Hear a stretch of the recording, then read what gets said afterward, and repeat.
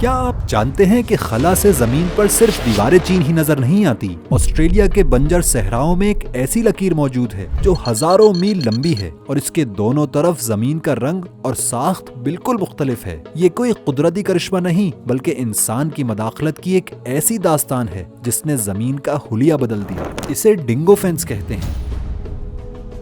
دنیا کی طویل ترین باڑ جو 5600 کلومیٹر تک پھیلی ہوئی ہے، اسے 1880 کی دہائی میں صرف اس لیے بنایا گیا تھا تاکہ ڈینگو نامی جنگلی کتوں کو بھیڑوں کے فارم سے دور رکھا جا سکے۔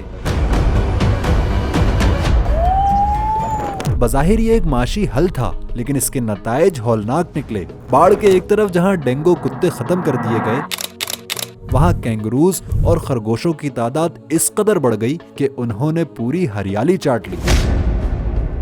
مٹی ننگی ہو گئی، ریت کے ٹیلے اپنی جگہ بدلنے لگے اور پورا ایکو سسٹم بکھر گیا۔ خلا سے نظر آنے والا یہ فرق گواہی دیتا ہے کہ جب ایک شکاری کو زنجیر پہنائی گئی تو پوری زمین بیمار پڑ گئی۔ آسٹریلیا کی یہ مثال صرف ایک بارڈر کی کہانی نہیں، یہ اس جدید طرز زندگی کا عکس ہے جو منافع کو فطرت پر ترجیح دیتا ہے۔ ہمارا قدیم یا دیسی طرز زندگی زمین کے ساتھ جڑا تھا۔ ہم جانتے تھے کہ سانپ ہو یا شیر، ہر جاندار کا اس دھرتی پر ایک مقصد ہے، لیکن آج انسان سمجھتا ہے کہ وہ ٹیکنالوجی سے فطرت کو قابو کر سکتا ہے۔ ہم نے جنگل کاٹے تو سیلاب آ گئے، ہم نے کیڑے مار ادویات استعمال کی تو شہد کی مکھیاں کم ہو گئیں، اور ہم نے شکاریوں کو روکا تو زمین بنجر ہو گئی۔ ہم نے اس بیلنس کو چھیڑا ہے جو لاکھوں سالوں سے اس کائنات کو چلا رہا تھا۔ اللہ تعالیٰ نے اس کائنات میں کوئی بھی چیز فضول یا بے مقصد پیدا نہیں کی، ہر ذرہ دوسرے ذرے سے جڑا ہوا ہے۔